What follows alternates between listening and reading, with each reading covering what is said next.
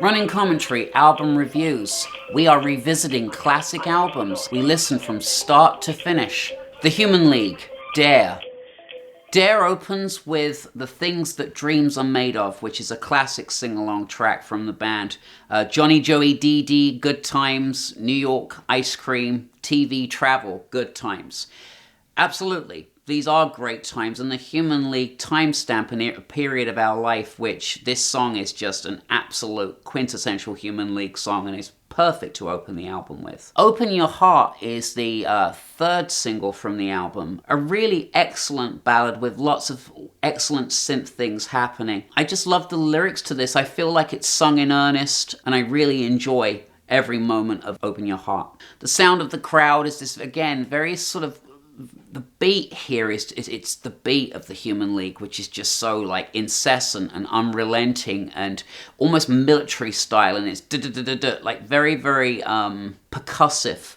And the things that the synths were doing is just nobody's business, just flying around all over the place, creating this big sort of spatial pockets in the listening experience, which make the sound of the crowd just like stay in time with the rhythm and rhyme. Absolutely. I love these guys. I believe every word that they said. They have me completely hook, line, and sinker with this album. One of my favorite tracks is Darkness. I just absolutely love this song. I like that it does have a darkness to it. Phil Oakey's voice has this wonderful resonance and yearning and soul-searching. His voice is very unyielding in as much as he's not going to put up with your crap. Do you know what I mean? He has this presence vocally. It's very strong vocal. It's a very unique vocal, and I like how he delivers his lyrics, because it's not really something you can argue with. He has a command, the way he sings each of his phrases, which makes you really sit up and listen. Do or Die is just this great, great song. It's just, I'd like to leave, so would you kindly look the other way? You know, you tell me to be honest, but I've nothing left to say. These lyrics are really, really fantastic. I don't think there's anything even vaguely similar out there. Again, Human League were looking to have hits the way ABBA had hits, the way Donna Summer had hits, the way that Barry White had hits. These were their influences. This is where they wanted to be.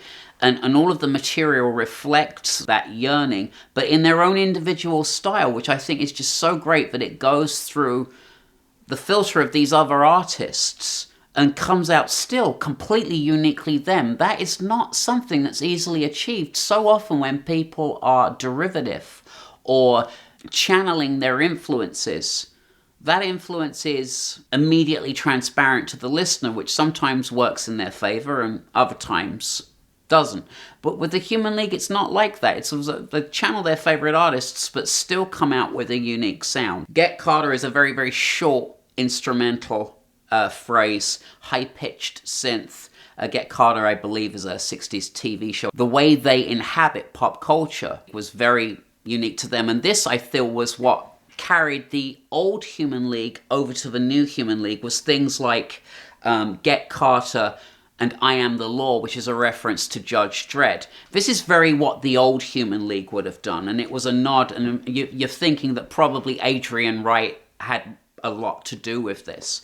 They were in the hole to Virgin for a lot of money, so they needed to come up with something that was going to grab people in the right way. This is the year of the riots. This is a year of racial unrest. This is the year of abject poverty. And so you've got this group made up of fellow human beings, the Human League, perfect name, singing songs about the life that we live in, you know, which I think was really important for that time, and it's why groups like the Specials did so well. It really needed to tie in with what was going on socially. Seconds now. This is a song about the assassination of John F. Kennedy. This obviously affected the Human League very greatly. This is a sweeping tribute full of melodrama and pressure, and it's just a brilliant, brilliant record. I'm sure that slides would have been used heavily in the projection of this song. It comes on and it is otherworldly. I love the way the song ends. It sort of spirals into this.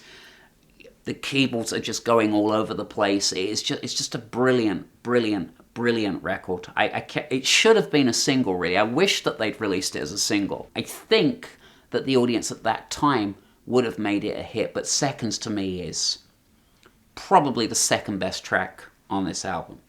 Love Action, I Believe in Love. I Put My Hands Up. This is the song that made me want to know all about any kind of pop music that ever happened. It had an infectious synth hook, which, as you know, I played on my recorder continuously. I loved the lyrics to this song. When you're in love, you know, it was just a very, very good lyric. I like the little rap that he does in the middle. I just love the tenseness and the urgency of this. To me, it is a perfect, perfect pop record. I don't know that I've ever heard anything that captured my imagination and my ear the way this does. Love Action, I Believe in Love is a hit I would like to have written. This is the kind of song that it is. Don't You Want Me is the piece de resistance. It's the thing that takes Human League into the United States. There was this big bitching contest between Human League and Soft Cell about who broke America first. And I think, I think the jury's out. I think both of those records were really, really important. But the Human League are largely cited as responsible for that second British invasion that happened in the early 80s, coincided beautifully with MTV's opening. So they were at a really pivotal place with their career and their music, especially with the Don't You Want Me video, which was a movie within a movie. With Joanne Catherall beaten for the gods and on a movie set, and you were working as a waitress in a cocktail bar, really is, if you think about it, an absolutely immediate lyric. It's a song that talks about that constant sort of relationship between men and women, really, of like, I can put you back down too, I know things about you. And I think it's the nature of that, the relationship nature of this record that made this Human League's biggest ever hit. It's the song that everybody knows by the Human League. You immediately sing this to people, they'll know it.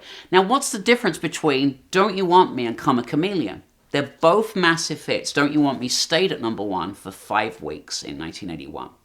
The difference between Don't You Want Me and Come a Chameleon is that there's something more to it. It has a little bit more weight to it. It doesn't fly away, and there's no harmonica.